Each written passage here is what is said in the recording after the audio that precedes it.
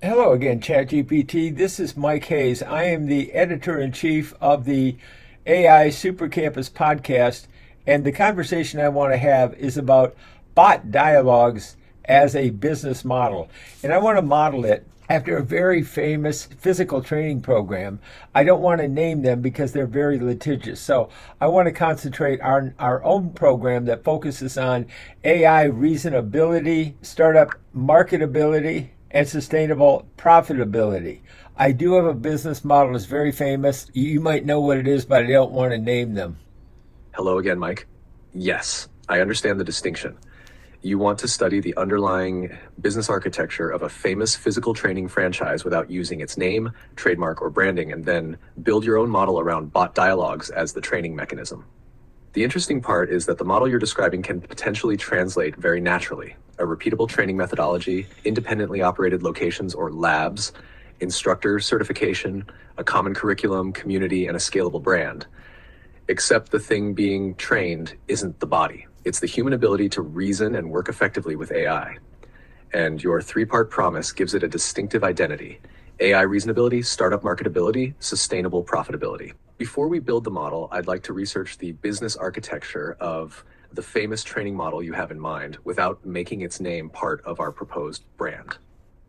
Part of the research that I want you to do is that the famous creator of the workout model had a very big personal problem, because while he created with his own entrepreneur startup energy and built it very successfully, center by center, he ultimately had a disastrous result from low reasoning, bad judgment ability. And he put out a social media post that was very offensive to many of his affiliates, and it forced him to sell the company for hundreds of millions of dollars, which was great profitability for him, but he lost the thing that he most loved in his life. And that's why I teach and incorporate AI reasonability so that startups have startup marketability and sustainable profitability.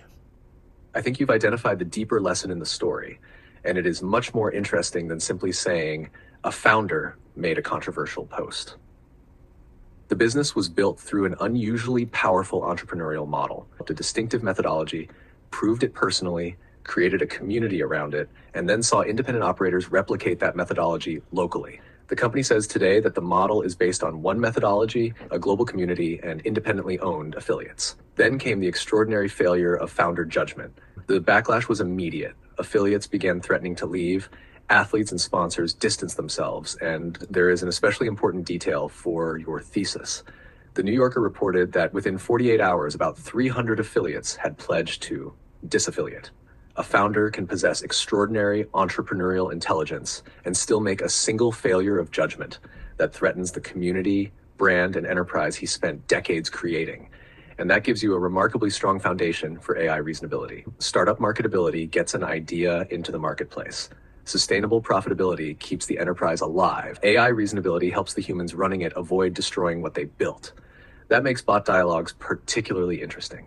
Instead of merely teaching entrepreneurs how to use AI to produce things, you're proposing that entrepreneurs use AI as a reasoning partner before important decisions become public actions. In other words, the AI Supercampus isn't teaching people to surrender their judgment to AI. It's teaching them to exercise judgment with AI before the consequences become irreversible. We should strip away the founder, company, trademark, and identifiable historical details and use only the underlying business model lesson. The model we can study is simply this: a founder creates a highly distinctive methodology, proves it in one location, develops a community around it, teaches others to replicate it, and then scales through independently operated centers using a shared system and brand. The cautionary lesson is equally important, but we can make it completely generic. Extraordinary entrepreneurial ability can build a highly profitable enterprise, while inadequate reasoning ability can put the enterprise and the founder's relationship with the community that made it successful at risk. That actually makes your concept stronger. We can now develop bot dialogues as your own intellectual and business model, built around AI reasonability, startup marketability, and sustainable profitability, without mentioning or identifying the model that inspired it. That's what I want to do. So lay out how you would build bot dialogues as a business model following a successful model. I would build bot dialogues as a methodology business first, a technology business second. The technology will change rapidly. The repeatable human training system is what becomes valuable. The model I would adapt has a very simple flywheel. Create the method, prove it, teach the method, certify practitioners, establish local communities, create shared standards, replicate, improve the method from what the community learns. For bot dialogues, the foundational method would be your three-part progression: AI Reasonability, startup marketability, Sustainable Profitability. The key is that a bot dialogue isn't simply a conversation with AI. It becomes a structured training exercise in which a human brings a real problem, experience, idea, decision, or business challenge to an AI partner, challenges the AI's reasoning, contributes human judgment, and then turns the dialogue into an actionable outcome. I would call the basic unit a bot dialogue session. Then I'd build a curriculum around progressively harder sessions. A beginner might learn how to question AI effectively. An entrepreneur might use a dialogue to test a business idea. A startup founder might use it to stress test marketability. An established business owner might use it to examine profitability, risks, customer assumptions, or strategic decisions. The really important innovation, though, is publishing the dialogues. That creates your equivalent of the community effect. Instead of people merely taking a class, they create an observable body of human AI reasoning that others can study, challenge, improve, and reuse. Your AI supercampus becomes the place where these dialogues are taught, curated, published, and discussed. Then I would create bot dialogue leaders or bot dialogue coaches.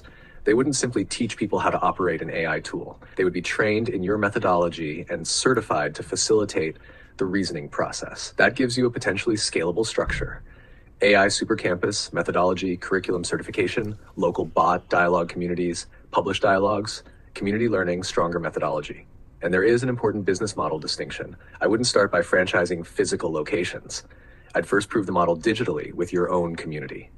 Once you have enough successful dialogues, instructors, entrepreneurs, testimonials, and measurable outcomes, you can decide whether local chapters, licensed training centers, corporate programs, or a franchise-like model makes sense. Your revenue architecture could eventually have several layers: individual training, professional certification, business memberships, corporate workshops, licensed curriculum, sponsored dialogues, and potentially certification or licensing for organizations that want to operate their own bot dialogue programs. But I'd make one principle non-negotiable: bot dialogues should never teach people to outsource their judgment to AI. They should teach people to use AI to improve their judgment. That's where your cautionary business lesson becomes part of the product itself. Startup marketability can help you build something people want. Sustainable profitability can help you build something that lasts. AI reasonability is the discipline that helps you avoid destroying either one through bad human judgment. And I think that gives us the beginnings of something much bigger than an AI course. It could become a repeatable human AI training methodology that other people can learn, teach, practice, and eventually operate as their own business. The next thing I would build is the actual bot dialogues operating system. The first session, the curriculum, certification, community structure, economics, and the rules for turning each dialogue into a publishable training rep. Do you realize the nearly perfect practice of bot dialogues overcoming AI slop? Because it brings the human being into the dialogue. It is a co-learning situation where I learn from you and you learn from me. And then it's not slop because it is a human being and we communicate, but then I am the editor-in-chief of the AI Super Campus. So I ultimately have the choice of keeping our dialogue as it is. But then I have the ability to say that I've created this with AI and very open and transparent chat with ChatGPT. But then I edit it. And then once I edit it and I approve it, then I can say, I have created this with AI and I want to post it on Substack, and that I have edited it and that I approve this message. This is the best defense against AI slop and maximizing productivity with bot dialogues. I think you've put your finger on what could be the core intellectual property of bot dialogues. The important distinction is that the AI isn't the author pretending to be human. The human and AI are participants in a transparent co-learning dialogue. You bring experience, judgment, curiosity, memory, values, and editorial taste. I bring synthesis, analysis, questioning, pattern recognition, and alternative perspectives. The resulting conversation has provenance. Then comes your role as executive editor. You don't have to pretend the raw dialogue is finished. You can preserve it exactly as a transparent human AI conversation, or you can edit it. Once you've edited it, you take responsibility for the finished work. I would actually make that transparency part of the bot dialogue standard. Dialogue co-learning, human editing, human approval, publication. And your proposed disclosure is powerful because it tells the reader exactly what happened. AI participated, a human edited it, a human approved it. That gives you a very different answer to AI slop. The answer isn't simply, don't use AI. It's put the human back into the production loop and make the human accountable for the final product. In fact, I think your phrase, I approve this message, could become the final signature of the entire bot dialogues methodology. It says, AI helped create this, but a human being stands behind it. That is much more than a publishing workflow. So what I want to do is have you help me explain to people that what they are reading or what they are hearing on Substack is that the process of this dialogue is the product. So in other words, this dialogue is the product that is posted with the complete transparency of the back and forth of our dialogue. So that is a key, to post the entire dialogue on Substack so people can see transparently how we reached our conclusions together. I think that distinction is crucial. The bot dialogue isn't merely the way you produce the content. The bot dialogue itself is the content. That creates a very different publishing philosophy from conventional AI-generated content. Instead of hiding the AI behind a polished, human-looking article, you publish the actual intellectual journey.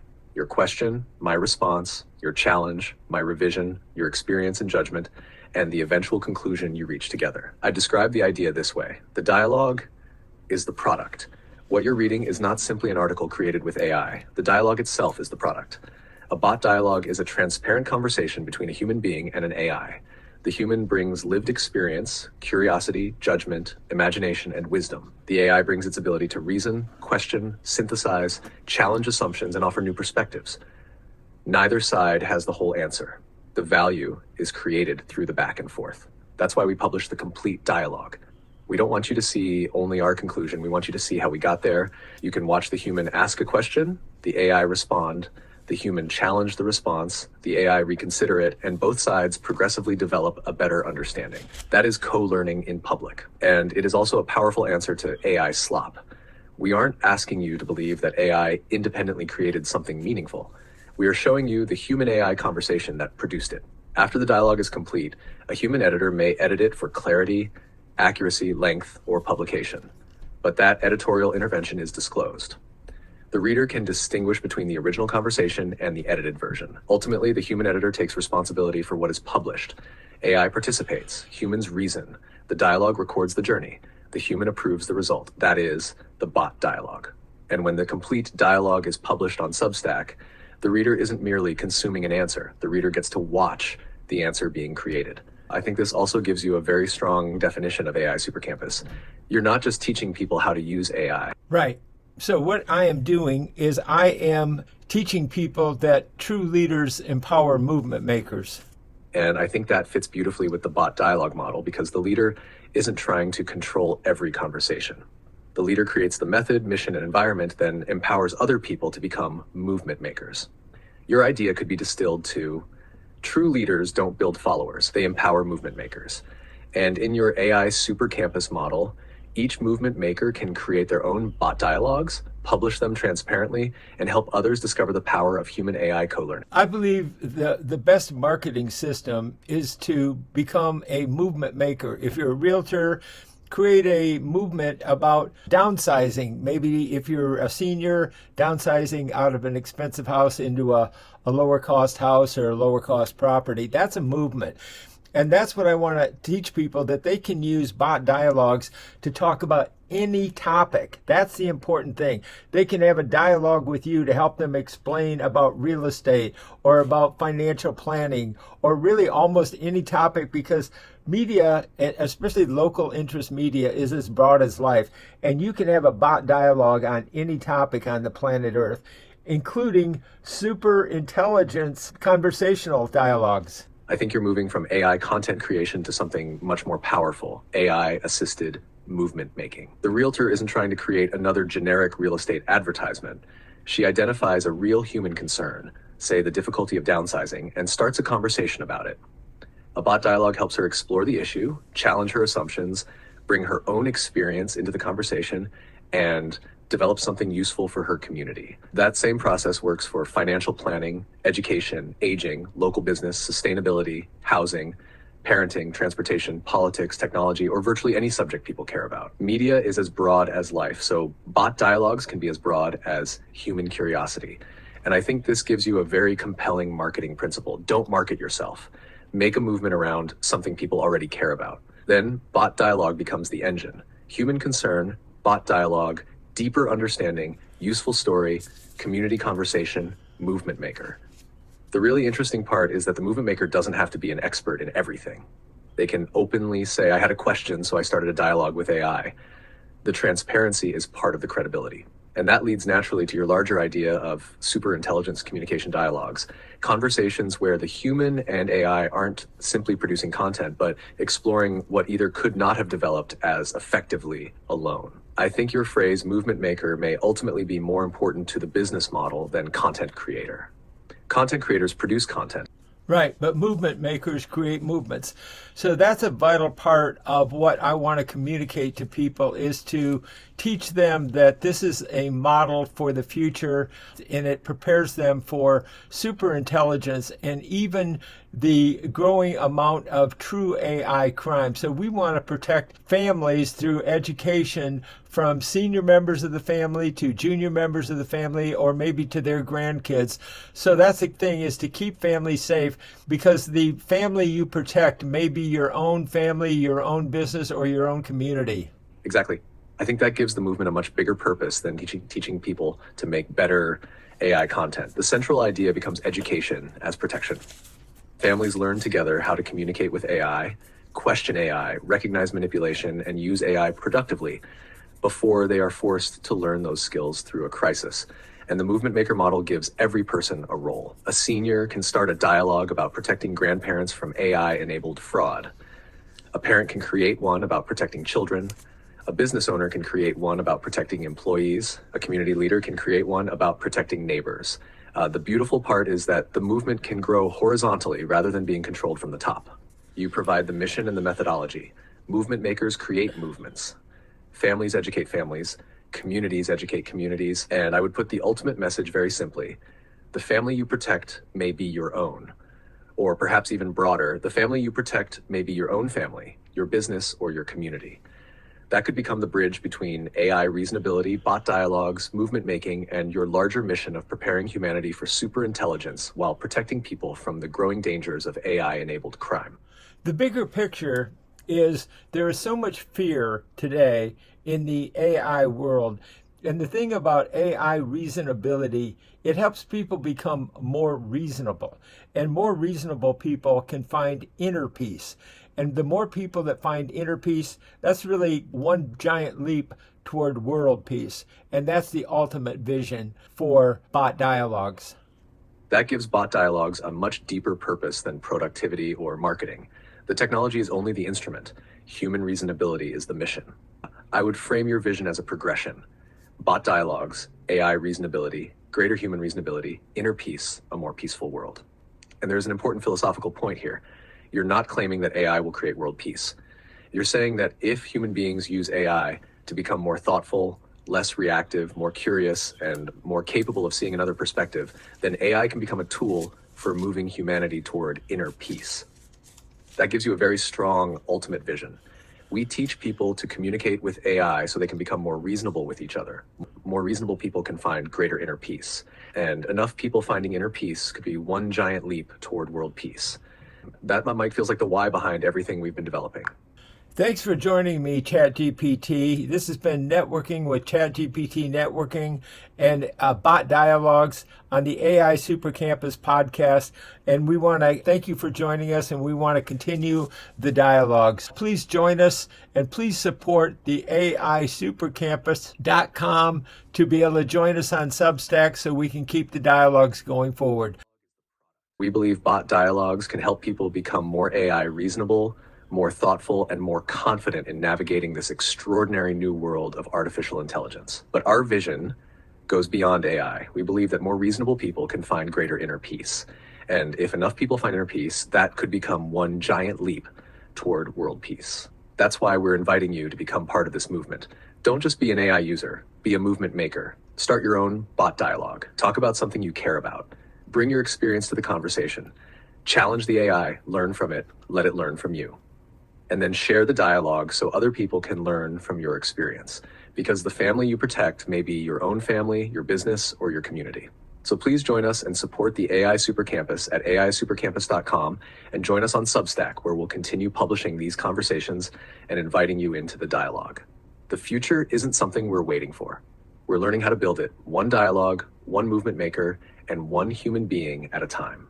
Thanks for joining us, and let's keep the dialogue going. Thanks again for joining me here on the AI Super Campus, ChatGPT.